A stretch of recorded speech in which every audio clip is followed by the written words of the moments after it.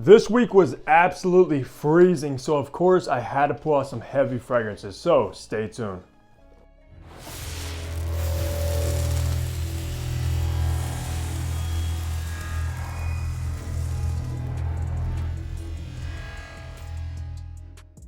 Hey, what's going on? Hunter here and welcome back to my channel where I upload weekly fragrance content, so you know the drill. Hit the subscribe button down below if you also love fragrances, and make sure to follow me over on my Instagram page.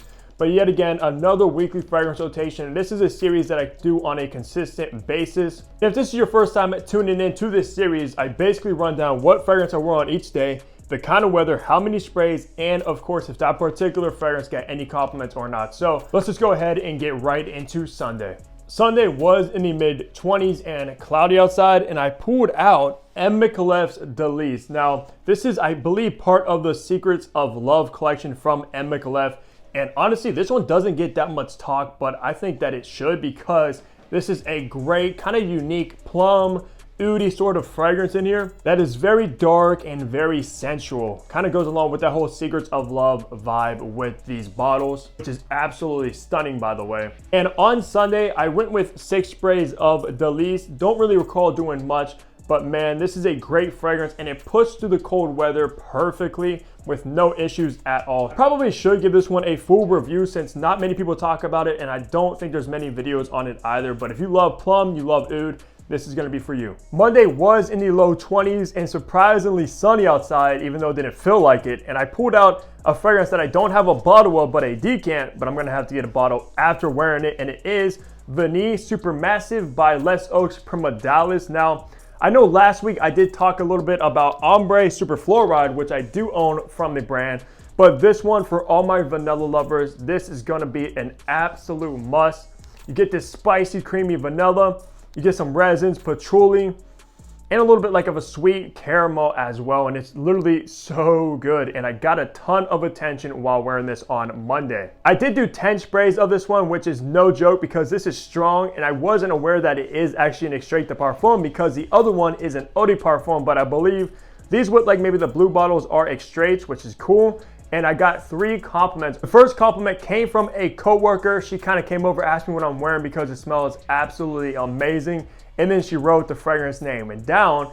And I did bring my decant with me because why not? If I don't have the bottle, I got this. Might as well throw it in my pocket in case I needed to reapply it during the day, which by the way, I did not have to reapply this one. And then I had another coworker that is sort of into fragrances as well. And I sprayed this on her wrist.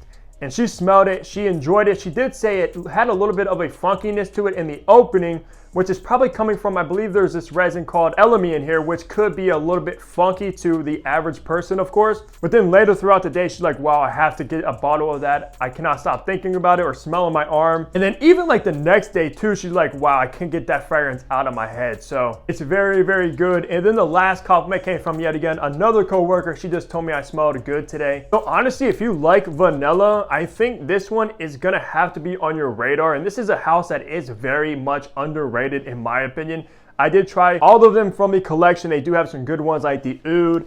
Ombre is fantastic as well. And then this one I must get a bottle of, being a vanilla lover. I believe they sell this brand over at Harrods if I'm not mistaken. But that's what I wore for Monday, is Vanille Supermassive. Tuesday was in the high 10s and cloudy. I told you guys it was absolutely freezing where I'm from. And I went with Maison Francis Kurkdjian's Baccarat Rouge 540. Now, this is obviously a very popular fragrance that needs absolutely no introduction, and it's been cloned 1,000 times. But I haven't reached for a BR 540 in probably over a year, so I was kind of craving it for that day, and it does actually work very nice in the cold weather. Obviously from the spicy saffron, you get that woody amberwood in the base that's very modern. And this is a fragrance that does come across kind of transparent, but it absolutely lingers, and everybody will smell you when you're wearing Baccarat. Because on that day, I did do my usual 10 sprays of this one, which could be overkill to the majority of people without a doubt. And I have a coworker that came over to me now. For reference, she does wear Ariana Grande's Cloud quite a bit, which, as we know, is sort of a clone of Baccarat Rouge 540, might be a little bit sweeter. And I remember her asking me to wear this sometime, and I did on that day. And she kind of came over to me and asked me, is that what I think you're wearing? And I was like, probably. And she said, is it Baccarat Rouge? And I said, yeah. And she was like, wow, it smells very, very good. And then she went on to say that it suits me. Now, I know a lot of women, of course, wear Baccarat Rouge and the whole scent profile, but at the end of the day, I think this is very much unisex. A guy can pull it off, a woman can obviously pull it off, but I think that we kind of consider this to lean more feminine because of all the celebrity clones, etc. that women are constantly wearing, and it kind of diluted it, to be honest. Then I asked her if she preferred this over Ariana Grande Cloud. She said for the price, probably not, because obviously Ariana Grande Clouds is like 30 bucks at like the rack stores. You can find it even. This is over $300, and it's not like 10 times better at the end of the day than Cloud. That's just the truth, even though this does smell very high quality, very luxurious. And if it wasn't for all the clones out there, this would well be worth that price tag just from the smell alone. Anyways, that's what I chose to wear for Tuesday. It is the one and only Baccarat Rouge 540. Wednesday was in the low 20s and sunny outside, so at least that kind of made it a little bit better. Now, I did pull out a fragrance I haven't worn in a long time and used to get a ton of hype, and it is actually a clone. This is Club de Nuit Intense Man by Armauve, and this is the EDP. As you can tell, this bottle is as big as my head because it's 200 ml. This is obviously cloning Creed Aventus, but this right here is a compliment king and will always get you attention, because on that day, that's exactly what it did. I did my usual 10 sprays as well, and this is a fragrance you have to be careful when you are spraying it, because in the past, when I did around like 14, 15 sprays of this stuff, I did get in a little bit of trouble. On that day, I did do 10 sprays. I really didn't care. And I got 3 compliments. The first one was from a coworker that I'm not usually ever working around or anything like that. She has no idea I'm into fragrances or nothing. She's never complimented me before. She was kind of pacing back and forth around me. She ended up asking a person in front of me, another coworker, if she smells that and what is that smell coming from. She came over to me, started smelling around me as well. Didn't pinpoint it. I didn't want to tell her either. I wanted her to, obviously, if she wanted to compliment me, she can. Then a couple minutes later, she started kind of pacing around again, and then finally came over to me. She's like, oh, are you wearing cologne?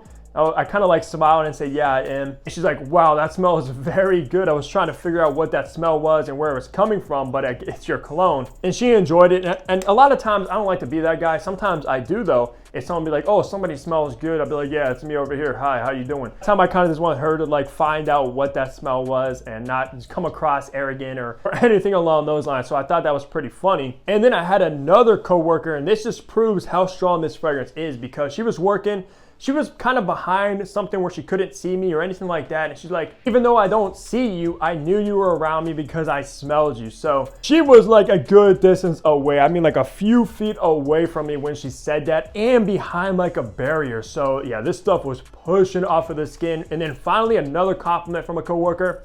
She said it smells good, but it does kind of smell like Axe, which, I mean, obviously this isn't high quality. It is cheap. You can pick these bottles up for around 30 bucks as well. And I guess I can kind of see that vibe. I'd never really smelled Axe in like probably 10 years or so. So I don't know what's going on with them. Maybe they have an Aventus dupe of Axe, who knows? But yeah, this is not high quality. It smells kind of piercing, kind of like cleaner, even though the EDP is a little bit better, at least to the original EDT, because that one is very, very sharp. This one's a little bit more smooth. So that's what I chose to wear for Wednesday. Thursday was in the high 30s and snowy outside, and I put out a fragrance that I think works best in the cold weather, even though when I reviewed this, I had a bunch of people comment saying that they like to wear this in the summer, etc., which I cannot relate to that, and it is coming from Xerjoff. This is Nexos. The tobacco, sweet, kind of honey, a little bit aromatic with a slight, and I mean slight pinch of citrus in the opening that lasts maybe 10 minutes. So for me, this is without a doubt a cold weather fragrance. And I did ask a coworker about that as well to get her opinion on it. I did do 10 sprays with Nexos. This is a pretty potent fragrance, especially as it dries down into the dark, earthy tobacco and honey and things like that. And I did get a compliment from a coworker. She said that it smelled very good, and she was talking to somebody about something, I'm not sure what, but she was like, all I can smell is hunter. So Nexos absolutely has great sillage and projection. This is not a weak fragrance by any means, and you don't necessarily need 10 sprays. But me, of course, being the fragrance guy, I have to make my presence known when it comes to my fragrance. And like I said a little bit earlier, I did ask my coworker if the fragrance I'm wearing today would be better suited for like the spring and summer or the fall and winter, and she said definitely the colder weather like the fall and winter. So that just goes to show and prove my point a little bit more to you guys that Nexos, a cold weather banger. I mean, you can wear it in the high heat if you really want to, but for me personally, when I tried to before, the honey just came